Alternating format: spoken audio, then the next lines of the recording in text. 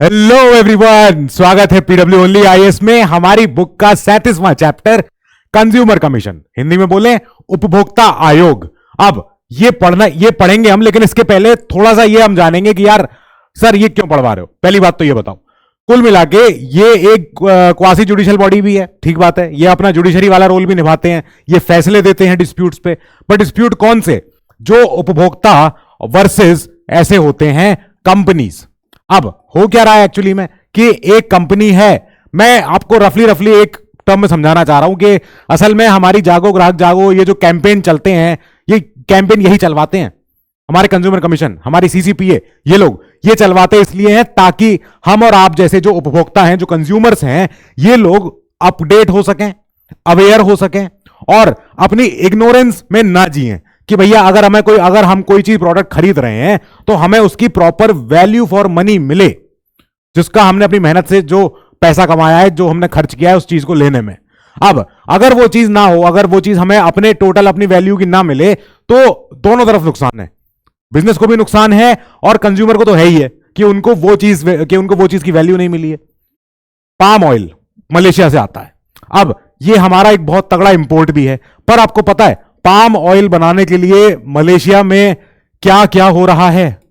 एक कई तरह के ऑर्गेनाइजेशंस हैं वर्ल्ड वाइड जो ये काम कर रहे हैं कि जिस प्रोडक्ट में पाम ऑयल है, पाम ऑयल ये होता है, तो पाम ऑयल वो लोग बॉयकॉट करते हैं। वो लोग बोलते हैं कि हम इस चीज को नहीं खरीदेंगे क्योंकि मलेशिया का जो एक बहुत ही स्पेशल इकोसिस्टम है वो सस्टेन करता है एक बहुत इंपॉर्टेंट और बहुत रेयर और एंडेंजर्ड एनिमल को, जिसका नाम है ओरंगुटैन।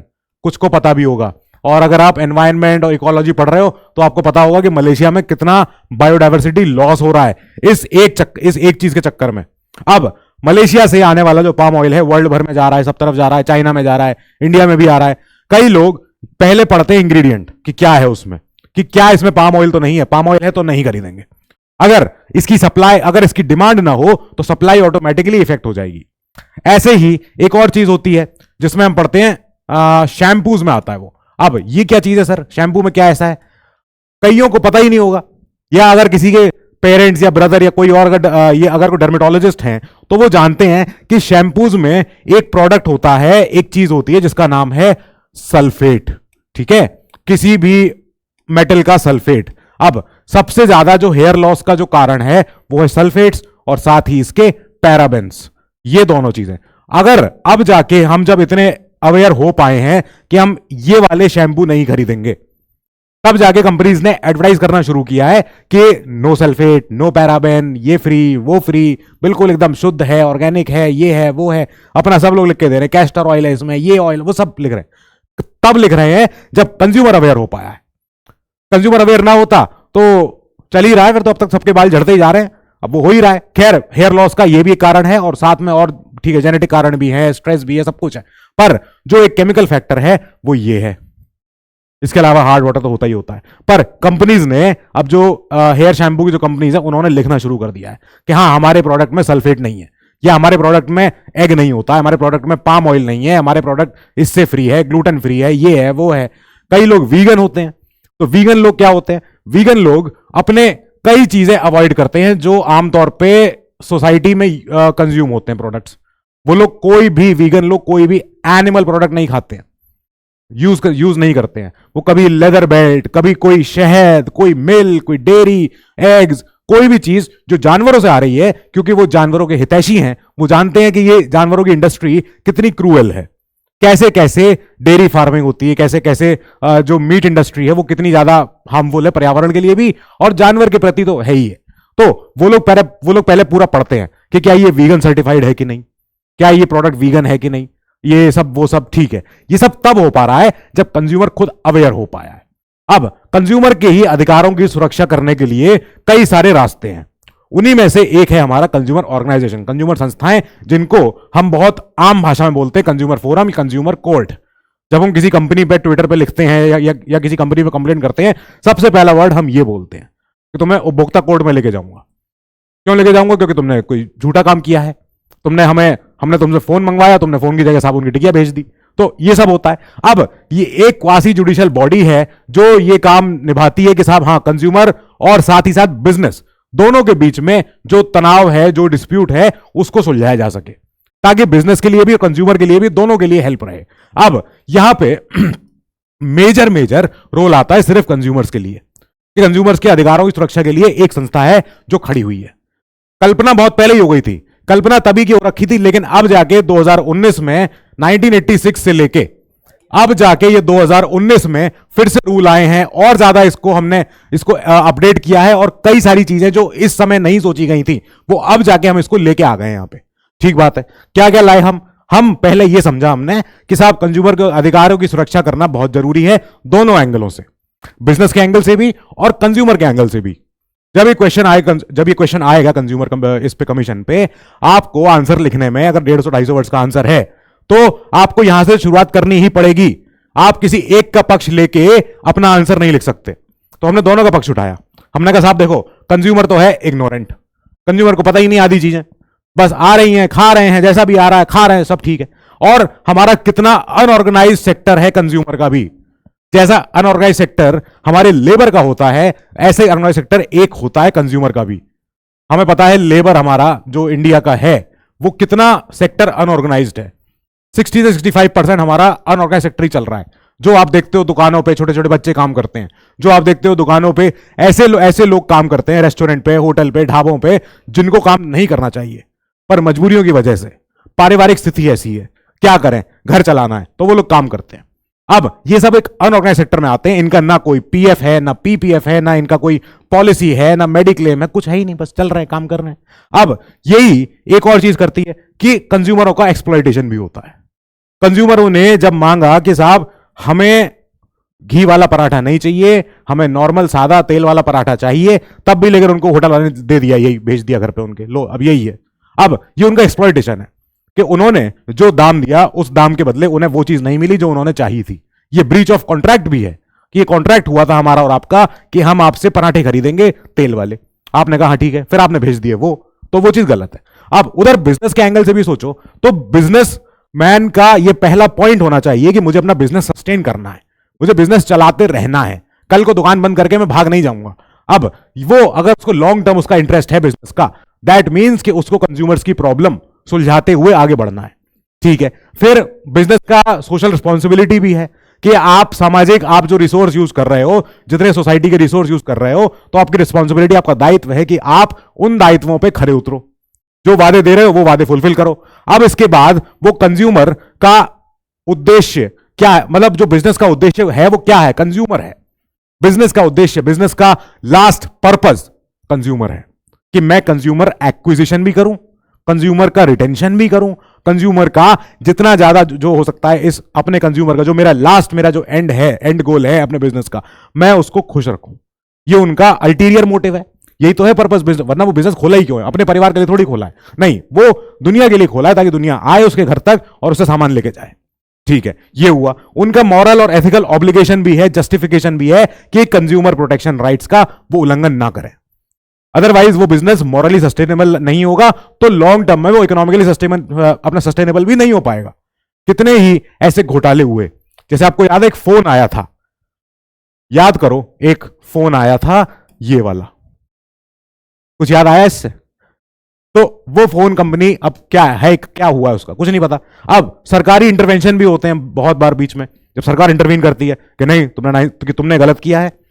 सरकार यानी कि आपके जैसे फ्यूचर ऑफिसर्स जब रिपोर्ट सबमिट करते हैं मिनिस्ट्री में, पार्लियामेंट में, या अपने अपने कमिटीज में कि साहब देखो अहित हो रहा है, गलत हो रहा है, तब जाके आपकी रिपोर्ट पे एक्शन लिया जाता है कि हाँ रिपोर्ट आई है और रिपोर्ट भेजने वाला क्रेडिबल है। आप, क्योंकि आपने फील्ड में काम किया है, आपने डेटा कलेक्ट किया है, आप एम्पिरिकल एविडेंस लाके दे रहे हो, लोगों की फर्स्ट हैंड रिपोर्ट आप लाके दे रहे हो कि हाँ साहब देखो इतना सारा रिकॉर्ड है मेरे पास, और ये रिकॉर्ड ये बता रहा है कि ये जो बिजनेस है ये गलत तरीके से रन हो रहा है, या ये पूरी जो इंडस्ट्री है गलत तरीके से रन हो रही है, और इस पर हमें इंटरवीन करने की जरूरत है सरकार की। फिर की जाती है। अब हमने इंटरवीन करना भी शुरू किया। कैसे कैसे हमने शुरू किया? हमने एक सीपीए एक्ट 2019 लेके आए, जिसने की रिप्लेस कर दिया सीपीए 1986 को, 1986 पहले का एक एक्ट आ रखा था। अब यहां पे हमने और सारे ऐसी बातें करनी शुरू करी जो 1986 में कभी सोची नहीं गई थी। ठीक है, हमने क्या क्या बातें शुरू करी कि कंज्यूमर प्रोटेक्शन काउंसिल बनाएंगे हम। ठीक बात है, क्यों करनी हमें सब बातें? जो हमें एम्पावर करना है, प्रोटेक्ट करना है राइट्स ऑफ कंज्यूमर्स, बस इसके लिए अल्टीरियर मोटिव यही है। फिर हमारा CDRC consumer distress, consumer dispute redressal commission, इसमें 3 टीयर हैं, इसमें 3 तरीके से हैं। पहला तो नेशनल लेवल पे है, ठीक है। अब नेशनल यानी वो राष्ट्रीय होगा, वो सबसे ऊपर है देश में। फिर उसके बाद स्टेट का होगा, फिर इसके बाद होगा हर एक डिस्ट्रिक्ट में अपना अपना, डिस्ट्रिक्ट में भी होगा। अब इसी को आगे हम खोलेंगे और पढ़ेंगे। फिर ये मीडिएशन करवाते हैं, ये बॉडी मीडिएशन माने दोनों के बीच में मध्यस्थता के, दोनों को बिठा के सुलझा के आसपास बात करा दी। अगर कंज्यूमर कंपनी से बात नहीं करना चाह रहा है तो कंपनी से बात करने के लिए कंज्यूमर की बात हमने सुनी, कंज्यूमर के पास गए, उनसे बात लेके फिर कंपनी के पास गए, कंपनी को बोला कि देखो साहब ये एलिगेशन है, इसको या तो रिफ्यूट करो या फिर इसके ऊपर एक्शन लो, या तो इसको या तो गलत ठहरा दो, और नहीं तो जो इनकी एक्शन, जो तो इनकी कंप्लेन है उसके ऊपर आप फिर इसको सॉल्व करो। फिर ये होगा। फिर प्रोडक्ट की लायबिलिटी, कि आपने अगर कोई प्रोडक्ट बना के दिया है तो वो प्रोडक्ट लायबल है कई चीजों के ऊपर। एक तो उपभोक्ता के प्रति, पर्यावरण के प्रति, समाज के प्रति, धरती माता के प्रति, हर चीज के प्रति प्रोडक्ट की अपनी लायबिलिटी है। कैसे कोई फोन अगर बना है तो इसकी जो माइनिंग हुई है लिथियम की वो कितनी डेंजरस थी, या लिथियम प्रोडक्शन जो हुआ है कितना ज्यादा उसमें सोशल एक्सप्लॉयटेशन हुआ है, वहां के गांव खाली करा दिए गए, गांव के बच्चों से काम करवा रहे हैं अपने इनमें खानों में, तो ये सब होता है अफ्रीका में। और इन चीजों को रोकने के लिए ही फिर अपने जो प्रोडक्ट की लायबिलिटी होती है, कंपनियां, बड़ी बड़ी कंपनियां हो, एप्पल हो, सैमसंग हो, ये पूरे लोग दावा करते हैं कि हम कोई गलत काम नहीं कर रहे हैं। हम जहां से भी लिथियम विथियम माइनिंग करवाते हैं, हम उनसे बोलते हैं कि हम ये इस लिथियम को तब तक नहीं लेंगे जब तक कि आप हमें लिख के नहीं दे रहे हो कि हमने इसको सही तरीके से माइन किया है। सारे के सारे जो जितने लीगल जो रास्ते हैं उन्हीं पे चलते हुए हमने इस लिथियम को, ये पोलोनियम को हमने और किया है, ये इसको सोर्स किया है, ठीक है। फिर अब बात आई है इसमें पहली बार rules on e commerce and direct selling. जब ई कॉमर्स आ चुका, ई कॉमर्स माने यही जो हमारा होम डिलीवरी सिस्टम है कि घर तक हमारे सामान आ जा रहा है। अब यही होता है, समय की मार देखो।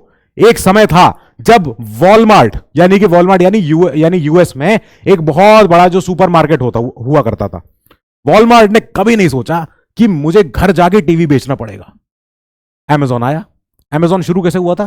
किताबें बेचने से। घर पे किताबें डिलीवरी करते थे, फिर अमेजॉन किताबें बेचते बेचते उसने सब कुछ बेचना शुरू कर दिया। अब वॉलमार्ट की हालत यह हुई कि वॉलमार्ट को इंडिया में आके फ्लिपकार्ट को एक्वायर करना पड़ा।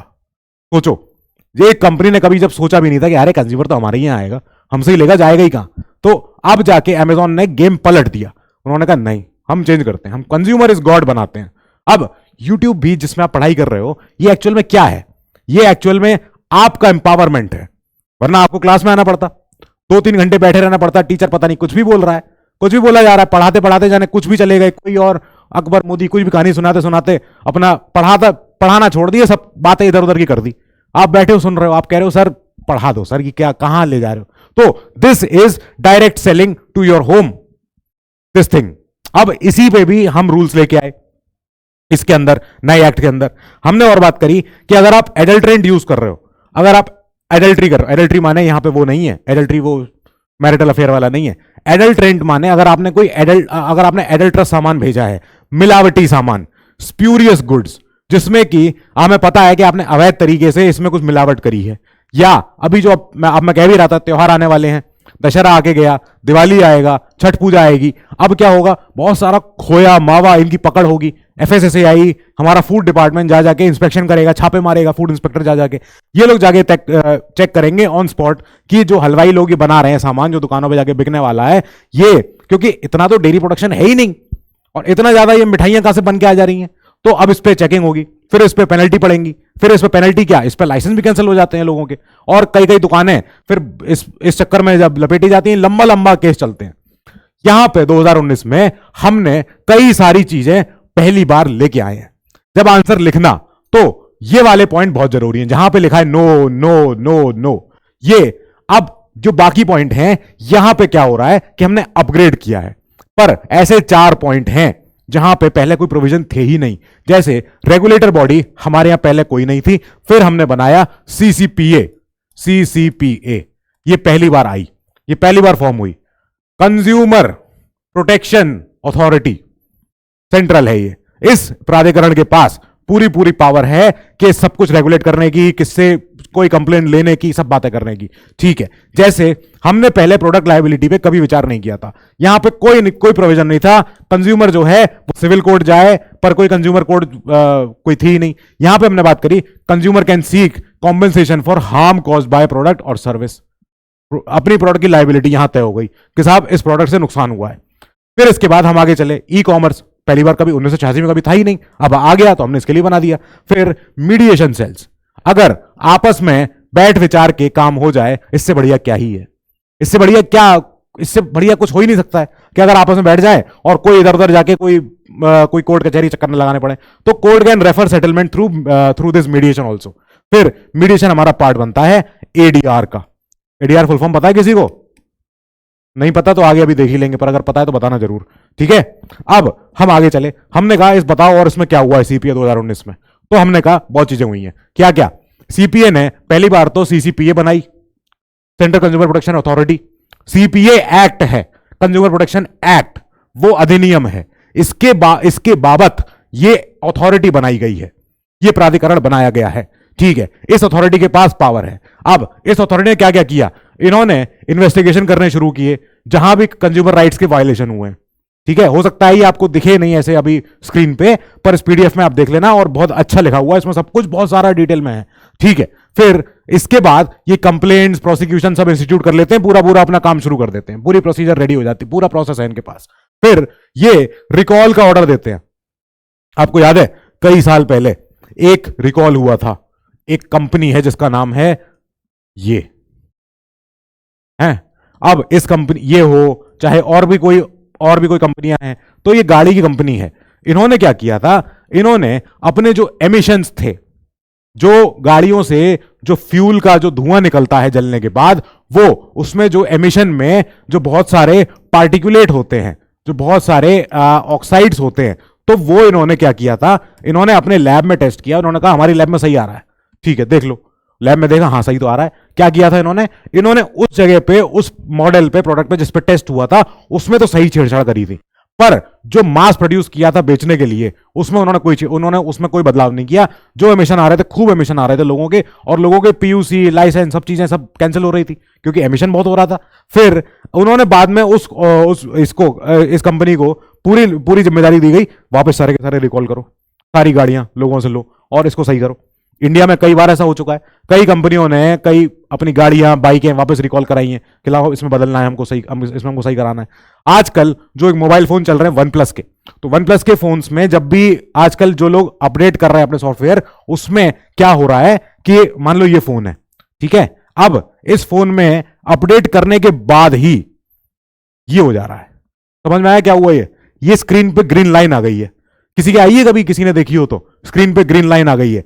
तो अब वन प्लस ने बोल दिया है कि हम ऐसा, अगर कोई प्रोडक्ट आपका हुआ है, भले ही आपने फोन लिया हो कभी भी वन प्लस का, अगर अपडेट करने के बाद आपकी ग्रीन लाइन आई है, हम आपकी स्क्रीन फ्री में रिप्लेस करेंगे।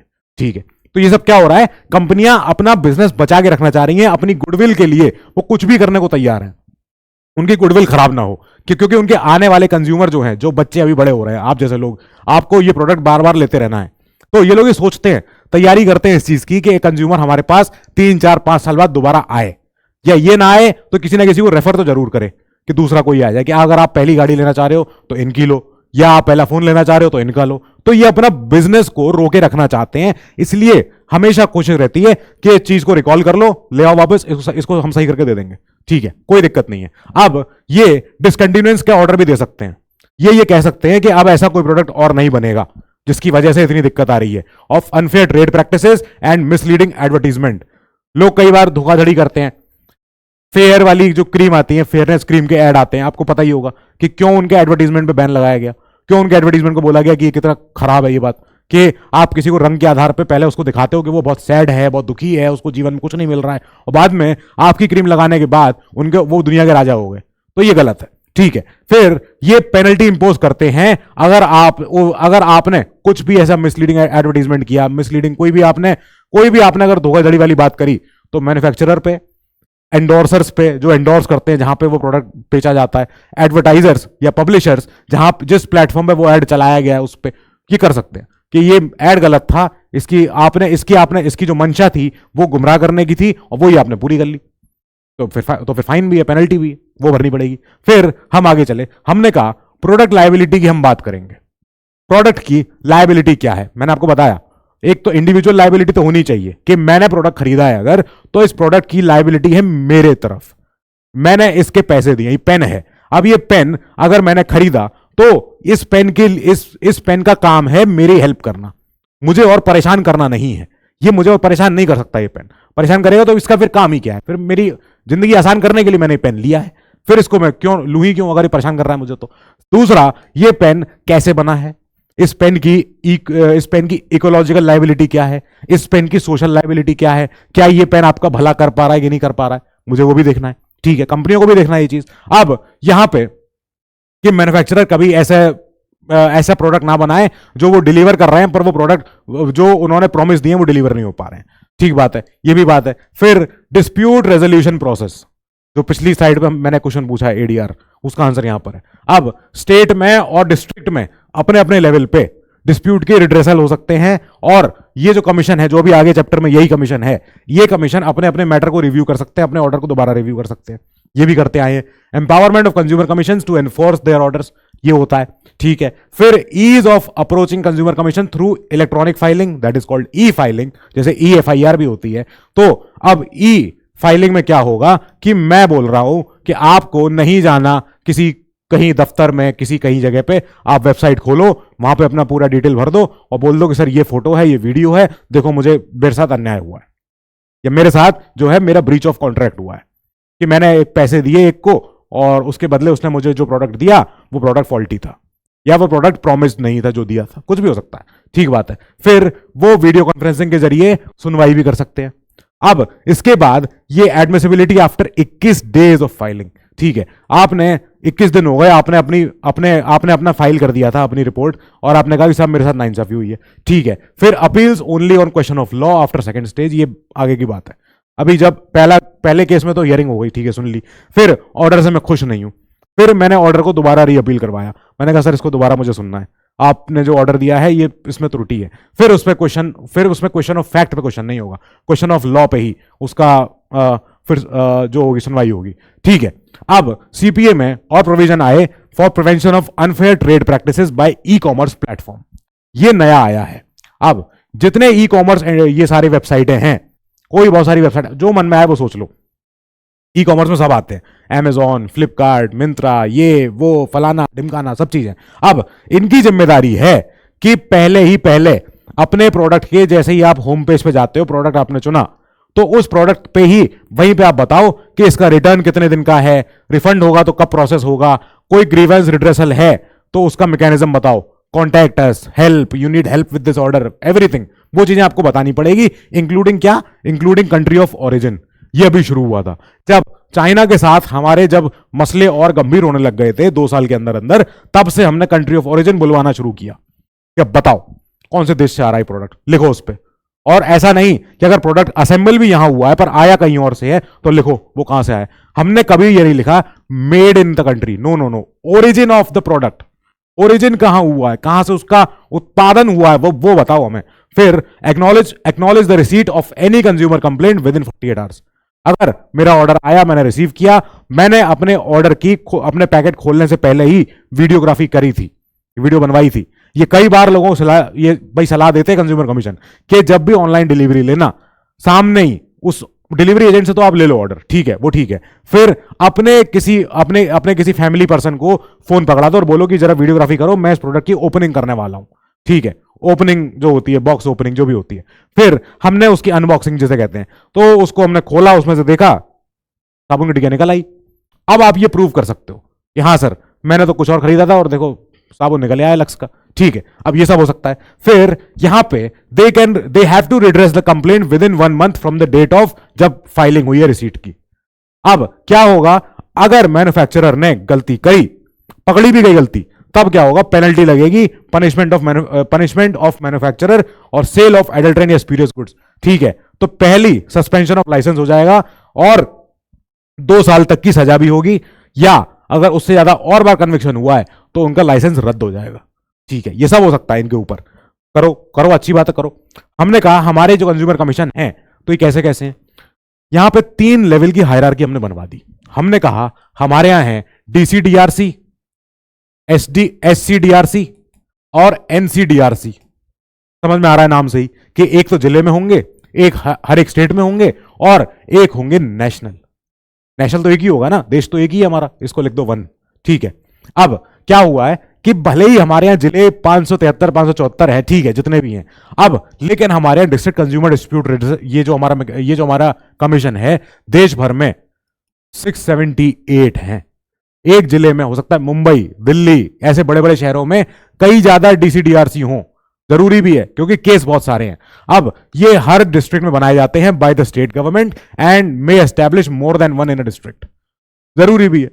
अब कोई छोटा जिला है, मान लेते हैं कोई जहां की पॉपुलेशन है 20 लाख रुपए, सॉरी 20 लाख पॉपुलेशन। अब जैसे एमपी में जिला है छोटा सा सीहोर, अब वहां पे कितनी ही जरूरत है, वहां पे कितने डीसीडीआरसी की जरूरत लग रही है आपको, कितने वहां केस आ रहे होंगे, इतने तो नहीं आ रहे होंगे जितना कानपुर लखनऊ में आ रहे होंगे, वो तो बड़े शहर हैं, बड़ी आबादी है वहां पे, तो वहां पे ज्यादा हमने बना दिए। स्टेट भी हमारे भले ही 28 ही हैं, ठीक है, लेकिन हमारे जो एससीडीआरसी हैं वो हैं 35। They are also establish by the state government only. अब यहां पे इनका फंक्शन तो होता है स्टेट कैपिटल में ही, पर हो सकता है कि इनको स्टेट कैपिटल के बाहर भी कहीं और इनकी दूसरी बेंच बना दें, दूसरी जगह पे, जहां पे भी स्टेट गवर्नमेंट नोटिफाई कर दे कि हाँ इनकी जरूरत है यहां और बनने की। जैसे एमपी है, अब एमपी में कैपिटल तो भोपाल है, पर एमपी की कॉमर्शियल कैपिटल इंदौर है, ठीक है। अब इंदौर में भी तो जरूरत है कि एक एससीडीआरसी का अपना उनकी एक बेंच वहां भी हो, वो लोग बैठे वहां जाके भी, क्योंकि वहां से ही बहुत ज्यादा व्यापार हो रहा है, बहुत बिजनेस हो रहा है। गुजरात है, गुजरात में सूरत है, अहमदाबाद है, वडोदरा है, आनंद है, बड़े बड़े जिले हैं जो बहुत ज्यादा बिजनेस ओरिएंटेड है, वहां बहुत ज्यादा पैसे का लेन देन हो रहा है, व्यापार हो रहा है, सब कुछ हो रहा है, ट्रेड हो रहा है, तो वहां जरूरत है कि हाँ ये और हो, उन्हें भी चाहिए। ऐसी महाराष्ट्र, ऐसी कर्नाटक, आंध्रा, तेलंगाना, वहां पे बहुत व्यापार है, ठीक है, हमने बना दिया गया।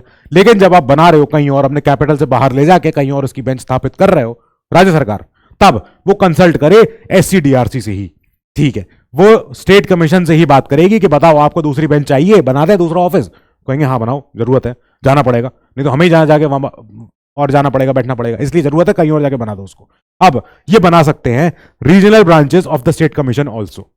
जैसे यूपी है, अब यूपी में अभी तो यूपी एक ही है पूरा, अब इस यूपी में हम अभी तो कहते हैं कि ये है हमारा यूपी पूरा, इसमें 4 आपको देखोगे तो पॉलिटिकल सोशल अलग अलग पार्ट्स दिखते हैं। एक है हमारा पश्चिमांचल, एक है हमारा पूर्वांचल, एक बुंदेलखंडी एरिया है, चौथा एक और हमारा एरिया है, ठीक बात है, सब तरह के, तो ये रीजनल एरिया भी हो गए। अब यहां भी हो सकता है कि लखनऊ में तो हो ही हो, साथ में यहां भी हो, यहां भी हो, यहां भी हो, सब जगह हो सकता है, ठीक है। ऐसे हमने कहा कि एससीडीआरसी ऐसे काम कर सकता है। अब एनसीडीआरसी का जो सीट है, होने को तो एनसीआर में ही है, पर ये कहीं और भी जा सकती है और ये बनाएगी सेंट्रल गवर्नमेंट, और सेंट्रल गवर्नमेंट बोले कि आप एनसीआर के बाहर भी जाके काम करो, तब इनको नेशनल कमीशन से ही पूछना पड़ेगा कि क्या आपको कहीं और अपनी सीट और चाहिए। एनसीआर से कहेगा कि हाँ ठीक है, हमको हमारी बना दो, मुंबई बना दो, बेंगलोर बना दो, हैदराबाद चेन्नई बना दो, ठीक है, कोलकाता भी बना दो, तो ये बनवा देंगे, ठीक है। सेंट्रल गवर्नमेंट ही बताएंगे कि इनकी रीजनल ब्रांचेस कहां कहां होंगी, नेशनल कमीशन की क्या क्या इनके और सीट कहां कहां बैठेंगे, कौन कौन ऑफिसर होंगे इसमें। अब एनसीडीआरसी में ऑफिसर की बात आ गई, कौन है ऑफिसर, तो इसमें होने चाहिए एक प्रेसिडेंट, ठीक है, जो अध्यक्ष है, इसके अलावा कम से कम 4 मेंबर तो हो ही, और जितने हो वो सरकार बताए कितने और हो सकते हैं इसमें, ठीक बात है। अब सरकार ही ये बताएगी कि इनका अपॉइंटमेंट, क्वालिफिकेशन क्या चाहिए, कौन बन सकता है, इनका रेजिग्नेशन कब होगा, रिमूवल, सारी इनकी कंडीशन ऑफ सर्विस, सब चीजें सेंट्रल गवर्नमेंट ही डिसाइड करेगी। अब यहां इसीलिए 2020 में हमने बनाया गया कि एक प्रेसिडेंट है, 4 मेंबर हैं, और 11 तो हैं ही है, कम से कम 4 मेंबर मिनिमम चाहिए थे, हमने कहा लो 11 टोटल, तो टोटल मिला के कितने हो गए हमारे 12 एट प्रेजेंट, ठीक बात है। ये कर दिया हमने बोला कि हाँ अब ठीक लग रहा है, एक अध्यक्ष है हमारे और कम से कम 4 मेंबर अगर चाहिए तो 11, और इसमें से एक हमारे होंगे विमेन, कम से कम एक तो आपको विमेन मेंबर चाहिए ही चाहिए, ये होनी भी चाहिए, ठीक बात है। हालांकि मैं तो कहता हूं बहुत कम है, ये तो बहुत ही कम है, एक विमेन मेंबर से नहीं, कम से कम इनका पैनल हो अपना पूरा, क्योंकि ये बहुत सारे ऐसे मैटर होते हैं कि जो महिलाओं के लिए वो मैटर बहुत संवेदनशील है। तो अब उन मैटर्स को सुनने वाली एक बेंच होनी चाहिए जिसमें महिलाएं तो हों। ठीक है, अब इनका अपॉइंटमेंट, एज, टर्म, तो अपॉइंटमेंट केंद्र सरकार ही कर रही है, ठीक बात है, एनसीडीआरसी में। कहां किसके कहने पे? तब ये कहने पे सर्च कम सिलेक्शन कमेटी एक बनाई जाएगी। सर्च कम सिलेक्शन कमेटी क्या हुई? ये वो कमेटी है जो बनाई जा रही है चेयर्ड बाय द सीजेआई, या अगर सीजेआई साहब नहीं होंगे तो सुप्रीम कोर्ट के कोई और सिटिंग जज, जिनको कि सीजेआई साहब ने नॉमिनेट किया है कि आप जाइए और यहां जाके इस सर्च कम सिलेक्शन कमेटी में बैठिए और एक नाम चुनिए, बड़ा नाम, जो कि यहां का अध्यक्ष बन सके, यहां का मेंबर बन सके, यहां का सब कुछ ये काम कर सके। अब जो मेंबर हो, कम से कम 50 ईयर्स तो उनकी एज हो ही हो, कम से कम 50 साल से कम वो ना हो। अगर इससे कम है, दैट मीन्स उनका भी एक्सपीरियंस, वो परिपक्व नहीं है, मैच्योर नहीं है। तो अभी उनके पास 50 साल, हम मान के चल रहे हैं कि 50 साल का कम से कम कोई हमारा युवा मेंबर हो, ठीक है। तो 50 के बाद अगर कोई मान लो आता भी है तो वो 4 साल तक रह सकते हैं या 70 साल तक रह सकते हैं, जो पहले हो, इनमें से जो पहले आ जाए। अब अगर उनकी 70 साल की एज हो गई 2 साल के अंदर ही, तो वो 70 साल पे रिटायर कर दिए जाएंगे। पर अगर वो अपॉइंट ही हुए हैं 62 की एज पे, ठीक है, तब तो वो 66 तक रहेंगे ही रहेंगे, अपने पूरे 4 साल कार्यकाल पूरा करेंगे।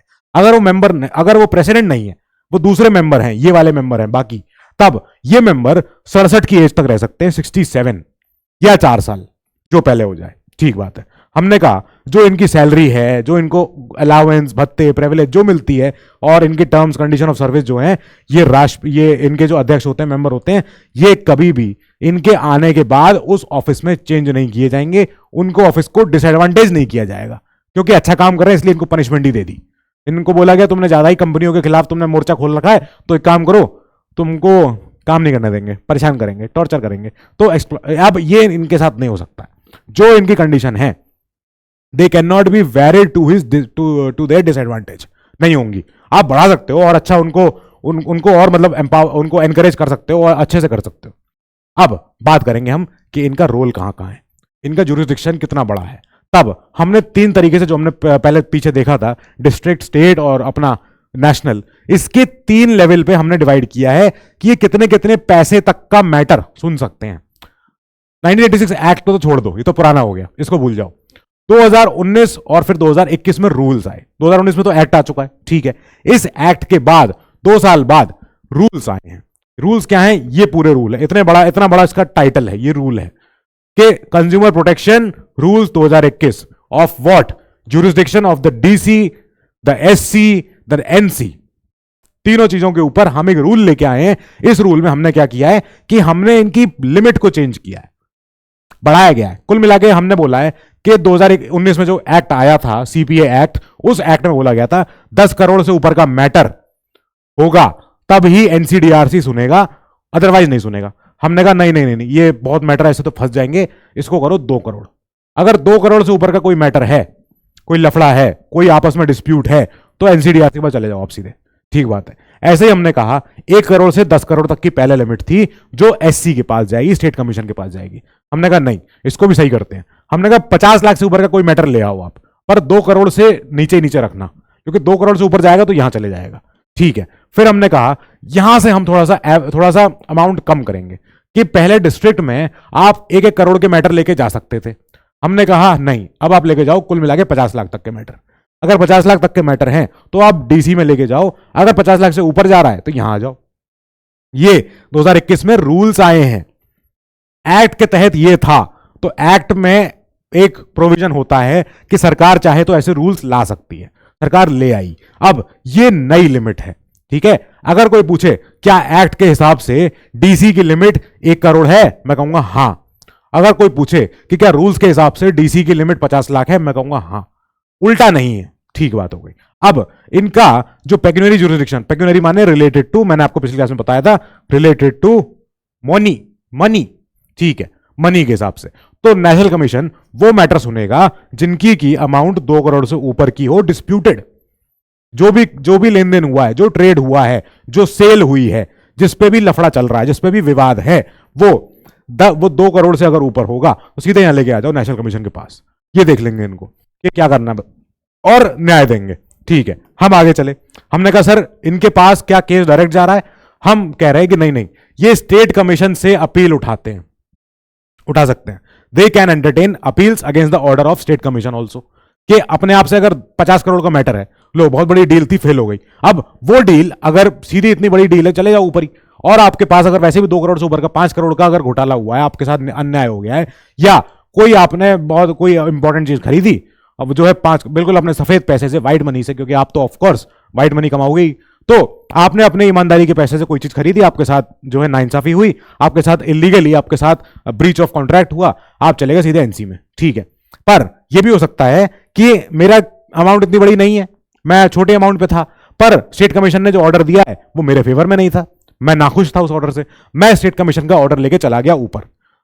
तो एनसी में इसका मतलब है कि एनसी के पास एपेलेट ज्यूरिसडिक्शन भी है, एनसी अपील भी ले रहा है, कहां से, स्टेट से लेगा, पर तब लेगा जब वो 30 दिन के अंदर अंदर, 30 दिन में इन्होंने फैसला दिया है, 30 दिन में अब जब फैसला दिया इन्होंने, मान लो आज है 31 तारीख, आज है 1 तारीख है, तो अब इस 1 तारीख को अगर आज फैसला आया है, तो आपको 30 तारीख के भीतर भीतर यहां जाना पड़ेगा अपनी अपील दाखिल करना है, ठीक बात है। ये 30 दिन के बाद भी ले सकते हैं, पर तब लेंगे जब सफिशिएंट इनके पास ये कॉज इन्हें मालूम पड़ जाए कि हां सफिशिएंट कॉज था अपील को दायर ना करने का, ठीक है। अगर ये खुश हो गए, सेटिस्फाई हो गए कि हां एनसी के हिसाब से जिसने भी अपील दाखिल करी है वो 45वें दिन आया बात करने, 50वें दिन आया, 2 महीने बाद आया, पूछा इनसे क्यों आए हो 2 महीने बाद आप, अब जाके आपको होश आया है, तो ये कहेंगे साहब देखो हमें ऑर्डर पढ़ना पड़ा, हमें बहुत समय लग गया, और हम ऑर्डर को पढ़ रहे थे, ऊपर से हमारे साथ बहुत अन्याय भी हुआ है, जो भी हुआ है ठीक है, बीमार भी रहा है, सब कुछ हो गया।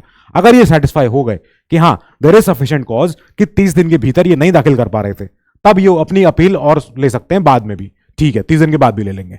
ये वो अपील एंटरटेन करेंगे against the orders of central consumer protection authority भी, जो सीसीपीए है, हमारी नोडल अथॉरिटी जो सीसीपीए बनाती है। आपकी कोई भी जब कंज्यूमर कंप्लेंट होती है यहां पहुंचती है, वो जाती जरूर है यहां पे, तो सेंट्रल कंज्यूमर प्रोटेक्शन अथॉरिटी के अगेंस्ट जो ऑर्डर, ये जो ऑर्डर देते हैं उस ऑर्डर के अगेंस्ट भी अपील एंटरटेन करता है एनसी, ठीक बात है। अब अपील में be made within 30 days from the date of receipt of the order of CCPA. 30 दिन हो जाए फिर इनके ऑर्डर के अगेंस्ट वो अपील फिर नहीं सुन पाएंगे, 30 दिन के अंदर अंदर सुन सकते हैं। यहां पे क्या होगा, स्टेट कमीशन के ऑर्डर के अगेंस्ट वो अपील सुनेंगे अगर सफिशिएंट कॉज है, अगर वो उनके पास सफिशिएंट उनको रीजन मिल चुका है कि हाँ ये केस नहीं आ पा रहा था हमारे पास तक, हम मान रहे हैं बात, ये मैटर सही है, फिर हम आगे चले। हमने कहा क्या ये अपने ऑर्डर को दोबारा से पढ़ सकते हैं? So yes, they have the power to call for the records, कि सबसे रिकॉर्ड बुक्स मंगवा लिए, सबके अपने ही ऑर्डर दोबारा निकलवा लिए और दोबारा खुलवा लिए, देखें जरा क्या हुआ था 2 साल पहले हमने जो ऑर्डर दिया था। तो they have the power to call for records also and pass appropriate orders again in any consumer dispute which is pending before और has been decided by the state commission, ठीक है। कब कि अगर ये अपने छोटे से जो इनका जूनियर है, जो हर स्टेट में स्टेट कमीशन बने हुए हैं, तो उन स्टेट्स में स्टेट कमीशन को ये बोलेंगे कि अपना जरा ऑर्डर लेके आओ हमारे पास, तुम क्या फैसला दिए जा रहे हो, लाओ देखें जरा, और इस ऑर्डर को पढ़ेंगे, उस बोलेंगे नो नो नो, सही करो उसको। तो देख तो भले ये केस अगर उनके स्टेट कमीशन के पास पेंडिंग है या ये केस डिसाइड कर चुका है स्टेट कमीशन, तब भी ये उसके ऊपर सुनवाई कर सकते हैं। स्टेट कमीशन ने सेटल कर दिया वो मैटर, ये कहेंगे लाओ इधर लाओ, हम और पढ़ेंगे इसको जरा, देखें जरा तुम कितने पढ़े लिखे हो, क्या ऑर्डर दे दिए हो। तब कब? जब state commission has exercise a jurisdiction not vested in it by law, के स्टेट कमीशन है कहां का? यूपी का, और मैं हूं गुजरात का, मान लो मेरा मैटर चल रहा है रिलायंस से या किसी और बड़ी कंपनी से। अब मैं कहूंगा कि मैं जा रहा हूं यूपी के स्टेट कमीशन के पास, तो यूपी के स्टेट कमीशन के पास कहां से अथॉरिटी है? तुम भैया अपने स्टेट में काम करो, तब जाके तुम्हारे पास केस आएगा। तुम्हारे पास वो पावर थी ही नहीं गुजरात के मैटर के ऊपर, तुम ले गए उसको, यूपी में सुन रहे हो उसको बैठ के, नहीं ऐसा नहीं होगा। या फिर state commission has failed to exercise a jurisdiction so vested, ये ज्यूरिसडिक्शन था उनके पास, तब भी उन्होंने नहीं सुना, उनसे हुआ ही नहीं, या जो भी बात रही हो, ठीक है। या फिर स्टेट कमीशन ने कोई जो एक्शन लिया है वो इलीगल है, अवैध है, या मटेरियल उसमें इरेगुलरिटी मिली है उस ऑर्डर में एक्चुअल फिजिकल दिख रहा है कि ये ऑर्डर रीजनेबल नहीं है, या ये ऑर्डर अनफेयर है, या जैसे कहते हैं कि मतलब उसमें त्रुटि है, किसी भी तरीके से उसमें इरेगुलरिटी है, जो जुरिस्डिक्शन था इनका स्टेट कमीशन का, वो इन्होंने जो ऑर्डर दिया है, has acted in the exercise of its jurisdiction illegally, अगर अवैध रूप से इन्होंने उसको अपना जो ये दिया है ऑर्डर, तभी सुन सकते हैं। अब इनके पास बची खुची पावर और क्या है, ये दे can declare any terms of contract, कोई भी कॉन्ट्रैक्ट है, किसी दो पार्टी के बीच में कॉन्ट्रैक्ट हुआ है। अब दो पार्टी माने या कोई पॉलिटिकल पार्टी की बात नहीं हो रही है, यहां बात हो रही है कोई भी कंज्यूमर और सप्लायर, अगर हमारे बीच में कोई ताल्लुकात हुए, कोई मैटर हुआ है, कोई ब्रीच, कोई हमारा आपस में एक कॉन्ट्रैक्ट हुआ है, उस कॉन्ट्रैक्ट के किसी भी टर्म को ये नलिफाई कर सकते हैं। They can declare it null and void if it is unfair to any consumer. ये बोल सकते हैं कि नहीं अनफेयर था, ये बहुत गलत है। जैसे कई बार आपने देखा होगा कि टेलीकॉम कंपनियों को बोला जाता है बहुत बार कि what you are doing is illegal. आप बार बार जो लोगों को इतने फोन करते हो सुबह शाम, ये कंपनी के कॉल आ रहे हैं, स्पैम कॉल आ रहे हैं, ये गलत है, ठीक है। ये हमारे कॉन्ट्रैक्ट में नहीं था। जब हमने सिम ली थी कंपनी से तो हमने ये नहीं कहा था कि हम मान रहे हैं आप हमें दिन में 6 बार कॉल करना, नहीं, ये नहीं होना चाहिए। अब they have the power to review any of the orders pass by it if there is an error apparent on the face of the record. कि क्या हुआ है कि इनके पास कोई मैटर आया, इन्होंने मैटर सुना, उस मैटर को सुनने के बाद उन्होंने फैसला दिया उस पर। अब फैसला देने के बाद जो फैसला है, उस फैसले को पढ़ के ही समझ में आ रहा है कि लो, इसमें तो दिख ही रहा है सामने सामने गलती, इसे हम कहां लेके जाएं, इसे कौन किसको बोले, किसको सुनाए। तब यही कमीशन खुद, it is done by the commission itself, either of its own motion, उन्हीं की खुशी से ही वो मैटर को दोबारा सुन लें, या इनके उसी ऑर्डर पे दोबारा से अपील फाइल हो जाए with in 30 days of such order. 30 दिन के भीतर फिर से अपील आ जाए कि साहब देखो सर, क्या मालिक देख तो लो, आप क्या बोल रहे हो, क्या लिख रहे हो, पढ़ो उसको जरा, तब ये जा सकता है मैटर उनके पास। अब where an order is passed by the national commission ex parte माने जब किसी एक ही पार्टी की बात सुन के उन्होंने ऑर्डर को पास कर दिया हो कि मैं एक छोटा सा ग्राहक हूं, अदना सा ग्राहक हूं, मैंने एक अभी बिग बिलियन डे चल रहा है, ये त्योहार चल रहे हैं और मुझे लगा कि इसमें डिस्काउंट मिल जाएगा, मैंने एक अपना फोन मंगा लिया, फोन की जगह साबुन ही निकला। तो अब मैंने क्या किया, मैंने जाके यहां बोला कि मैंने कहा सर देखो क्या हुआ मेरे साथ। फिर इन्होंने कहा हाँ तुमने सुना है, हाँ कि हाँ अच्छा तुम्हारे यहां निकला साबुन, लाओ दिखाओ जरा। तो इन्होंने साबुन देखा, ठीक है। अब इन्होंने कहा हाँ ठीक है तुम जाओ, मुझे भगा दिया। फिर इन्होंने जाके कंपनी से बात करी, तुम इधर आओ, क्या लग रहा है। तो उन्होंने कहा सर हमने फोन ही भेजा था, बीच में जो डिलीवरी होती है, ये जो बाकी जो बहुत सारे जो डिलीवरी वाले जो पार्टनर होते हैं हमारे, उन्होंने ये सब किया है। उन्होंने कहा ठीक है, हाँ तुम्हारी बात सही है। तो इन्होंने उस सप्लायर की बात मान ली। अब उसी को हमने बोला कि नेशनल कमीशन एक्स पार्टे हो गया। ये एक ही सप्लायर की बात मान ली। इन्होंने कहा कि आदित्य सर तो बेवकूफ बना रहे हैं, आदित्य सर ने हमारे साथ झूठ बोल रहे हैं हमारे सामने। तो इन्होंने मेरी बात सुन के नहीं अनसुनी कर दी और दूसरी पार्टी की बात सुन के उन्होंने कहा कि हाँ यही होगी सच बात, ठीक है। अब द एग्रीव पार्टी जो मैं हूं, मेरे साथ तो गलत हुआ, 2 बार गलत हो गया। पहले तो उन्होंने गलत किया, अब कमीशन ने भी गलत कर दिया। तब मैं as an aggrieve party I can make an application to the commission for setting aside such order. फिर सर मालिक क्या किए, मतलब अभी मैं कहां जाऊं, तभी दोबारा सुनेंगे, ठीक है। They may transfer any complaint जो पेंडिंग है before the DC of one state to the DC of other state, या SC of one state to SC of another state. क्या हुआ कि एक एनसी है जो दिल्ली में बैठा हुआ है, ठीक है। अब जो दिल्ली में जो एनसी बैठा है नेशनल कमीशन, वो क्या बोलेगा कि मैं चाहता हूं, या हमारे विचार से ये मैटर जो है एक स्टेट कमीशन से हटके दूसरे स्टेट कमीशन पे जाए, दूसरे स्टेट में। या ये भी कर सकते हैं कि हम चाहते हैं कि जो मैटर चल रहा है जो यूपी के किसी एक जिले में है, इटावा, मथुरा, आगरा, फिरोजाबाद, यहां का मैटर उठ के चले जाए राजस्थान के भरतपुर में। ये भी हो सकता है, वो ये भी कर सकते हैं, ठीक है। तो उन्होंने स्टेट भी बदल दिया, स्टेट ही बदल सकते हैं वो पूरा। It can be done either on the application of the complainant और इट्स ओन मोशन। खुद ही की खुशी से भी कर सकते हैं, या उनके पास एप्लीकेशन आए इस काम के लिए कि सर ये होने जरूरी है।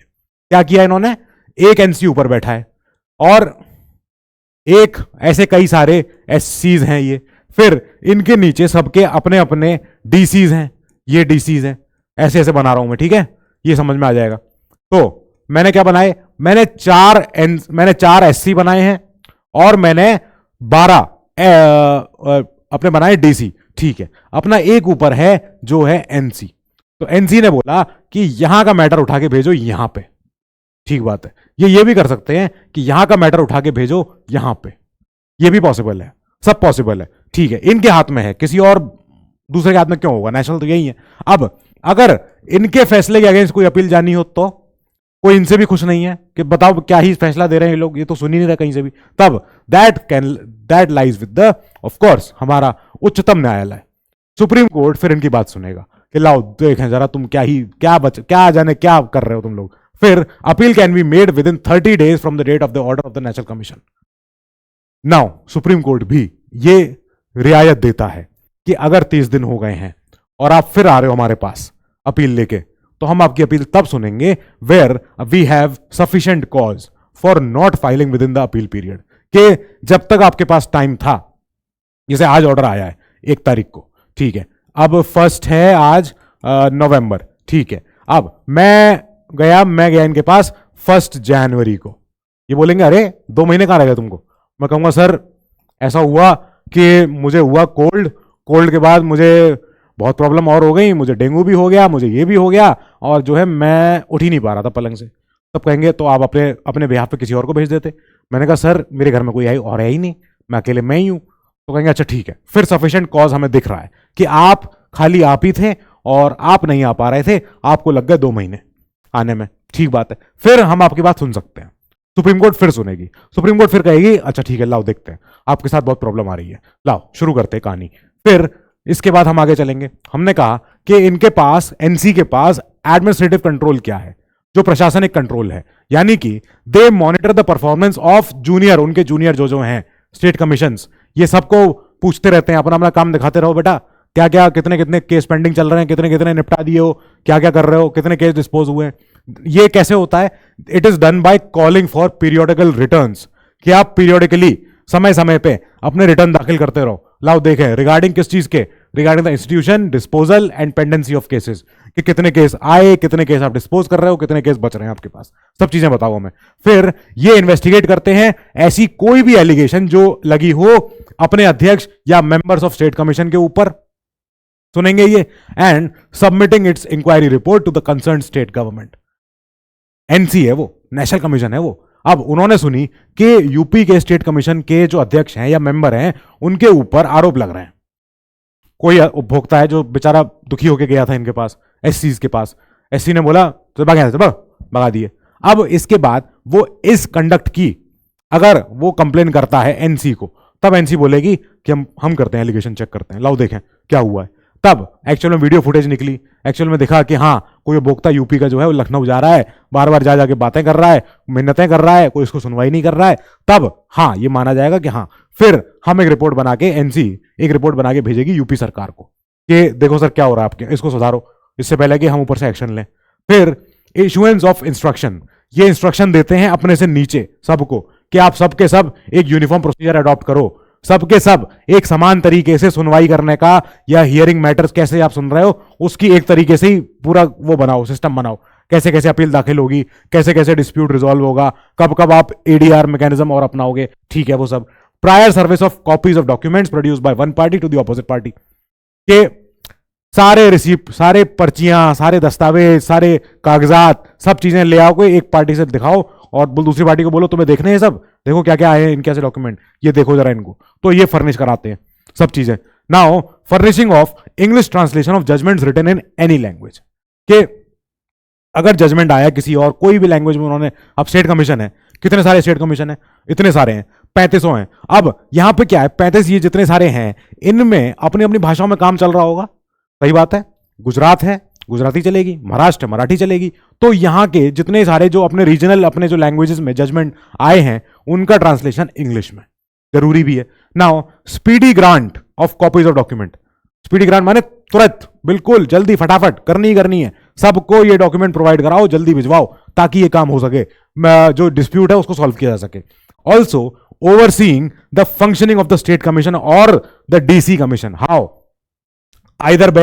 either by way of inspection और by any other method, जो उनके मन में आए, कि हर चीज की स्पॉट चेकिंग करना, किसी भी स्टेट कमीशन में जाके वहां देखना कि यहाँ पे सब ऑफिस में सारे टेबल फर्नीचर स्टाफ जितने सब एडिक्वेट है कि नहीं। चाहे वो किसी डीसी में चले जाएं, किसी और कमीशन में किसी भी जिले के, वहां पे जाके उनसे पूछें हाँ भाई कितने केस आ रहे हैं, सुन रहे हो कि नहीं सुन रहे हो, आते भी हो ऑफिस की नहीं आते हो, सारी चीजें ये पूरी दिखवा लेंगे। अब बड़े अफसर हैं तो पूछेंगे ही पूछेंगे, कमिश्नर आएंगे, फिर अध्यक्ष आएंगे, सारे के सारे लोग। अब हम चलेंगे यहाँ के स्टेट के ऊपर जो एससीडीआरसी है। तो एससीडीआरसी कंपोजिशन ऑलमोस्ट सेम है प्रेसिडेंट वहां उनसे, एनसीडीआरसी से। कैसे कि उनमें भी एससीडीआरसी में भी एक अध्यक्ष होंगे। मैं बार बार प्रेसिडेंट को राष्ट्रपति निकल जाता है मुंह से, पर यहां प्रेसिडेंट माने प्रेसिडेंट ऑफ इंडिया नहीं है, ठीक है। ये एससीडीआरसी जो एक राज्य में उपभोक्ता आयोग है उसके एक अध्यक्ष हैं और कम से कम 4 मेंबर तो हो ही हो, और बाकी कितने हो जो बताए जाएं कितने भी हो सकते हो। कौन बताएगा? Central government. ठीक बात है। अब सेंट्रल गवर्नमेंट ही ऐसे रूल बनाएगी कि कौन अपॉइंट हो सकता है, कैसे अपॉइंटमेंट होगा और कैसे उनका सिलेक्शन होगा, क्या प्रोसीजर है अपॉइंटमेंट का, कब तक रहेंगे, कैसे रिजाइन करेंगे, कैसे हटाए जाएंगे। सेंट्रल गवर्नमेंट के हाथ में ही सब कुछ है। ठीक है, किन किन का? अध्यक्ष का भी और बाकी मेंबरों का भी। ठीक बात है। अब ये यहां स्टेट गवर्नमेंट का रोल आता है कि ये इनके अलाउंस, इनकी सैलरी, इनके ऑफिस का खर्चा, एक्सपेंडिचर, चार्जेस, वो सब के सब जो चाहे अध्यक्ष हो चाहे मेंबर्स हो, वो सब के सब स्टेट गवर्नमेंट के पास जाएंगे, क्योंकि स्टेट गवर्नमेंट का ही वो काम करेंगे। स्टेट में रह के वो काम कर रहे हैं, दैट मीन्स वो एक्सपेंडिचर अब स्टेट का है, अब स्टेट संभाले उसको। तो हमने ये यहां बात कर ली कि ये तक इसमें हो सकते हैं। स्टेट कमीशन का जो पेक्यूनियरी जुरिस्डिक्शन है, अब हमने देख ही लिया है कि जो नए रूल आए हैं ये वाले कंज्यूमर रूल्स, ठीक, ये वाले रूल्स, इन रूल्स के तहत, ये पूरी लाइन है, अच्छे से पढ़ लो इस लाइन को। Consumer protection jurisdiction of DC, SC and NC rules 2021। इस रूल्स के अकॉर्डिंग अब हमने बोला है कि नहीं 1 करोड़ से 10 करोड़ के बीच में नहीं है, अब है 50 लाख से 2 करोड़ के बीच में।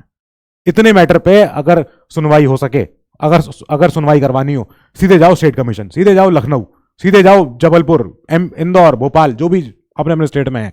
ठीक है। अब 50 लाख से 2 करोड़ के ऊपर, अब से 2 करोड़ तक जो चर्चाएं करनी होंगी पैसे की, लेन देन की, ट्रेड की, वो यहां चली जाएंगी। ठीक बात है। इनके पास भी एपेलेट जुरिस्डिक्शन है। क्यों नहीं होगा? क्योंकि इनसे नीचे तो एक बॉडी और है ही है। तो अगर उस बॉडी से केस ऊपर जाएगा तो इनके पास आएगा। तो जो इनके नीचे जो बॉडी है जिसका नाम है डीसी, अगर डिस्ट्रिक्ट कमीशन के ऑर्डर के अगेंस्ट अपील जानी है तो ऑफकोर्स यहां जाएगी, वो एपेलेट जुरिस्डिक्शन इनके पास है। अब ये अपील आए 45 दिन के भीतर, वहां कितनी है एनसी में, ये चीज कितनी है अभी पीछे देखी थी हमने। अब स्टेट कमीशन भी 45 दिन के बाद अपने अपील ले सकता है, एंटरटेन कर सकता है, तब जब उनको ये सेटिस्फाई हो जाए कि हाँ सफिशिएंट कॉज है कि कब इन्होंने अपील दाखिल नहीं करी है, क्यों नहीं करी है, क्या वजह थी इनको अपील दाखिल नहीं करने की। ठीक है, अगर अपील सेटिस्फाई हो गए वो ठीक है, फिर तो वो सुनेंगे। रिवीजन जुरिस्डिक्शन मतलब रिवाइज करना। जैसे आप जब रिवाइज करते हो तो अपने नोट्स को अपडेट करते हो ना, जैसे अभी तो आप नोट्स बना रहे हो, ये अभी मान लो 3-4 महीने में, अभी चल रहा है दिवाली मेला, अभी चल रहा है हमारा कुछ, बहुत सारे त्यौहार चल रहे हैं, बहुत सारे ऑफर, डिस्काउंट, सब चीज चल रही हैं। अब मान लो अभी कोई फॉल्टी और आपके पास कोई उपभोग करने के लिए कोई सामान आया, आप खरीदो उसे। अब अगर आपने उसको केस कर दिया और वो केस अगले दिन अखबार में आ गया, बड़ा केस हो गया वो, तो ये बात आप बाद में अपने अप्रैल मई में अपने नोट्स में तो अपडेट करोगे कि हाँ साहब देखो नोट्स में आ गया ये, अब इसमें करंट अफेयर का हिस्सा बन गया है। तो ऐसे इसको बोलते हैं रिवाइज करना और उसको अपडेट करना फिर से। तो ये कैसे हो सकता है? They do this by calling for the record and pass appropriate orders in any consumer dispute which is pending in the district commission. या तो सेटल कर दिया हो डीसी ने, या उनके यहां पेंडिंग हो पहले से ही, तब वो कब कर सकते हैं? अच्छा, अपने स्टेट में, बस ये याद रखना, एक स्टेट कमीशन है, अगर यूपी का है तो वो गुजरात का डीसी का कोई केस नहीं लेगा। क्यों लेगा? लॉजिक नहीं है। ठीक है, कब लेगा? सेम रीजनिंग सेम है पीछे वाली, कि जब डीसी ने अपना जुरिस्डिक्शन एक्सरसाइज नहीं किया हो, पर उनके जुरिस्डिक्शन में नहीं था, या जुरिस्डिक्शन में था but they fail to exercise, या इन्होंने ऑर्डर पास किया और ऑर्डर इलीगल था, या मटेरियल इरेगुलरिटी मिली, हमें दिखने में लग गया कि डीसी को कुछ नहीं समझ में आया, इन्होंने जो मन किया उन्होंने लिख डाला। ये ऐसे नहीं चलेगा। फिर ये तब उस ऑर्डर पे अपील ले सकते हैं। ठीक है, रिवाइज कर सकते हैं उस ऑर्डर को। अब और पावर क्या है इनके पास, दे में ऑल्सो डिक्लेयर, ऐसे कोई भी कॉन्ट्रैक्ट के टर्म्स जो अनफेयर हैं कंज्यूमर के लिए, they can declare it null and void. कर ही सकते हैं, क्यों नहीं करना चाहिए, करना भी चाहिए, ये इनका काम भी है। They have the power to review any of the orders pass by it if there is error apparent.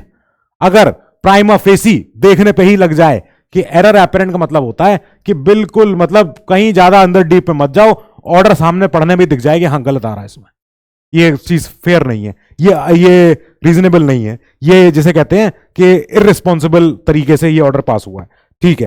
पर कब, it is done only by the commission itself, या तो उन्हीं की खुद की मर्जी से, या अपील आए उनके पास 30 दिन के भीतर।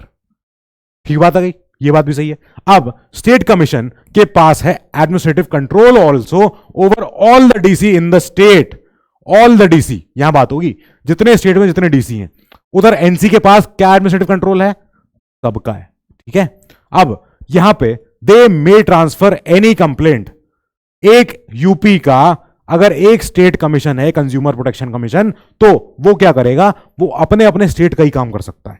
तब वो before the DC of one district to the DC of other district, ये कर सकते हैं within a state only, ठीक है। ये कब हो सकता है, आइदर ऑन द एप्लीकेशन, कि कोई पार्टी एग्रीव पार्टी कह दे नहीं साहब मेरे लिए बहुत दूर पड़ रहा है मैं नहीं आ रहा, तो या उन्हीं की खुद के मर्जी से हो जाए, either bye its own motion, खुद ही से कर दिया कि हमें दिख रहा है दिक्कत है इसमें, या इस केस को जो है आगरा में मत चलाओ, इस केस को लखनऊ में चलाओ, क्योंकि लखनऊ में इंपॉर्टेंट है ये केस।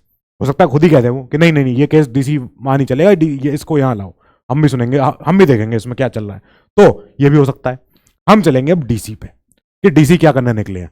डीसी लोग जो हर जिले में हैं, यहां पे भी एक अध्यक्ष होंगे और मिनिमम 2 हो सकते हैं, मैक्सिमम जितने बताए जाएं वो। कौन बताएगा, अगेन सेंट्रल गवर्नमेंट, ये सेंट्रल गवर्नमेंट ही बता रही है। अब सेंट्रल गवर्नमेंट रूल भी तय करेगी कि कौन आ सकता है, कैसे रिक्रूटमेंट किया जाएगा, कौन अपॉइंट किया जाएगा, कब तक इनका ऑफिस है, रेजिग्नेशन, रिमूवल, अध्यक्ष का भी और उनके मेंबर्स का भी, ठीक है। उधर स्टेट सरकार यह फैसला करेगी कि इनको कितनी सैलरी जानी है, कितने अलाउंस जाने हैं, क्या इनके ऑफिस स्टाफ, सारी एक्सपेंडिचर, सारा ये पूरा जो फर्नीचर सारा कॉपी किताब सब सारे खर्चे, वो सब का सब स्टेट सरकार के ऊपर है, स्टेट सरकार जाने। अब उनका काम आ गया, उनके स्टेट में बन गया ऑफिस, तो अब वो संभालेंगे, ठीक बात है। अगर यहां पे वैकेंसी है कोई अध्यक्ष की या मेंबर की इन द डीसी तब बात होगी कि आप दूसरे डीसी वालों को फोन करो। तब क्या होगा कि स्टेट गवर्नमेंट कहेगी कि रुको हम अरेंजमेंट कर रहे हैं, हम क्या करेंगे, हम किसी और डीसी को बोलेंगे कि आप संभालो इधर ये वाला काम भी। अभी वहां पे वैकेंसी है, अभी मान लेते हैं कि कोई जिला लेते हैं कानपुर, तो कानपुर में अगर डीसी है और डिस्ट्रिक्ट कमीशन में अध्यक्ष जो है रिटायर हो गए, नए वाले आ नहीं पा रहे हैं या केंद्र सरकार ने भेजे नहीं है नए वाले जो भी हैं, ठीक है। तब स्टेट सरकार दूसरे लखनऊ को या इटावा को फोन करेगी और बोलेगी कि अभी एक काम करो, कानपुर वाले मैटर आप भी उठाना शुरू करो, संभालो इसको, ठीक है। Any other specified DC to exercise the jurisdiction in respect of the district also, करेंगे ये, ठीक बात है। अब प्रेसिडेंट जो अध्यक्ष हैं वो या मेंबर अगर किसी और डीसी में हैं, then they have to exercise the power and also discharge the functions of the president or member of that DC जहां पे सीट खाली है। तो वही लोग जो यहां किसी और डीसी में बैठे हुए हैं, एनी अदर डीसी, उनको बोला जाएगा कि आपके पास जिम्मेदारी है, आपके पास अतिरिक्त प्रभार है जो भी है, तो अब आपको ये भी जिम्मेदारी निभानी है, ठीक है। हम आगे गए, हमने कहा कि सर ये डीसी का जो पेक्यूनियरी जुरिसडिक्शन है, इसको पहली बात तो ये बताओ कम क्यों किया गया है, क्योंकि जब ये पहले 1 करोड़ तक के मैटर सुन रहे थे, फिर 1 करोड़ के मैटर सुनते सुनते 50 लाख पे कैसे आ गए, ये क्वेश्चन आना चाहिए कि नहीं आना चाहिए। तो ये क्वेश्चन इसलिए आ रहा है क्योंकि हमने सबसे ऊपर वाले को देखा, हमने कहा आप नेशनल कमीशन को देखो, नेशनल कमीशन पहले खाली 10 करोड़ के मैटर सुन सकता था, 10 करोड़ से ऊपर के मैटर, पर हमने कहा नहीं, ऐसे कितने मैटर हैं जो 5-6 करोड़ के हैं, तो 5-6 करोड़ वाले मैटर को भी नेशनल कमीशन को पकड़ाना शुरू करो। ये कैसे होगा, जब हम 2 करोड़ के मैटर की लिमिट बना दें, लोअर लिमिट, कि 2 करोड़ से ऊपर का मैटर है लेके आओ, लाओ ऊपर ले आते हैं। अब 2 करोड़ के मैटर अगर ये उसके ऊपर के मैटर ये सुन रहे हैं, तो एक लिमिट बना देते हैं कि 50 लाख 1 करोड़ 2 करोड़ कर देते हैं इसको। पर फिर हमने स्टेट कमीशन को दिया कि पहले तो आप खाली 1 करोड़ से 10 करोड़ के बीच मैटर सुन रहे थे, आप ये भी सुनो, कोई 70-80 लाख का मैटर है, उठाना शुरू करो उसको आप, ठीक है। ये जरूरी है, स्टेट के पास जाना चाहिए, बड़ा अमाउंट बड़ी है वो, तब ऐसे कोई मैटर होंगे तो स्टेट कमीशन के पास जाने शुरू हो गए। वो 50 लाख से कम के मैटर हैं, वो एक जिले की ट्रेडिंग हो सकती है। तो हमने कहा कि आप 50 लाख तक के matter soon low, that is sufficient. एक जिले में आप 1 करोड़ के मैटर सुन रहे हो, ये हैवी अमाउंट है, ये मत करो। तो हमने लॉजिक देखा कि नीचे वाले को देखो, पहले इसकी लिमिट अगर कम करते जाएंगे, इसकी लिमिट को हमें ऐसा नहीं करना है। कल को अगर भाई अगर मेरा मैटर है 5-6 करोड़ का, और मेरा मैटर अगर ऐसा मैटर है कि मुझे चाहिए कि मुझे जो हो बात वो बड़ी बात बने, और मैं चाहता हूं कि पूरी मीडिया भी देखे, सब कुछ देखे, तब मैं 5-6 करोड़ का मैटर अपना ले जाके एनसी के पास जाऊंगा। मैं बोलूंगा सर न्याय दिलवाइए प्लीज। तब अगर ये 10 करोड़ की लिमिट होती तो ये हो ही नहीं पाता, हो ही नहीं सकता था। हमने इसको कम किया, इसी वजह से ऊपर कम करते करते करते ये भी कम हो गए। ठीक है, अब हमारे यहां 50 लाख तक के मैटर सुने जाएंगे एक जिले में, अप टू 50 लाख ओनली। उन्हीं रूल्स की बदौलत ये जो रूल्स आए हैं, ठीक है, सेम रूल्स। हमने बोला कि सर डीसी के पास ज्यादा कोई पावर नहीं दिख रही है क्योंकि वो एक जिले में है, and they ordinary function in the district headquarters also. पर ये डिस्ट्रिक्ट में कहीं और जगह भी जा सकते हैं, जहां पे सरकार इनसे बोलेगी कि अगर आपको, स्टेट सरकार, कि अगर आपको जाना है जिले में, एक जिले में तो आपका ऑफिस है ही है, ठीक है, जहां पे कलेक्ट्रेट है उसके सामने वाला बिल्डिंग आप ले लो, वहां पे आप काम करना शुरू करो, ठीक है। पर अब ये कहीं और भी जाके परफॉर्म कर सकते अपनी duties. This is done by state government in consultation with the state commission. जो स्टेट का जो कमीशन है, एससी है, वहां से पूछा जाएगा कि हम जिले में आपके 2 डीसी ऑफिस बनाना चाह रहे हैं, या डीसी की जो जगह है वहां से हटा के दूसरी जगह बनाना चाह रहे हैं। तो स्टेट कमीशन ने कहा हाँ ठीक है, बढ़िया जगह बनवाओ, ठीक है। अब they have the power to review any of the orders passed by the DC itself. DC ने ऑर्डर दिया है, डिस्ट्रिक्ट कमीशन ने, उन्हीं के ऑर्डर पे अगर अपील आ रही है तो they can review that order, and if there is any error apparent है तो वो उस ऑर्डर पे दोबारा सुनवाई करेंगे। कैसे करेंगे ये? Again it is done either अपनी मर्जी से, उनके खुशी से, या 30 दिन के भीतर दोबारा अपील चली जाए उनके पास उन्हीं के ऑर्डर के खिलाफ, कि आपके खिलाफ, आपके ऑर्डर के खिलाफ अपील आई है सर, फिर से सुनो इसको। तो अब डीसी के बाद फिर मैटर जाएगा ऊपर, कहां? यहां पे। और इसके बाद अगला मैटर कहां जाएगा? अगर यहां न्याय सही नहीं है तो बताना कहां जाएगा। ठीक है, ऐसे हमारा ये चैप्टर था, और इस चैप्टर को हम यहां खत्म कर रहे हैं। अगली क्लास में आपके लिए लेके आएंगे द लोक अदालत। ठीक है, तो लोक अदालत तक, तब तक के लिए आप पढ़ते रहिए, ध्यान रखिएगा, stay safe, keep studying, stay healthy, good luck.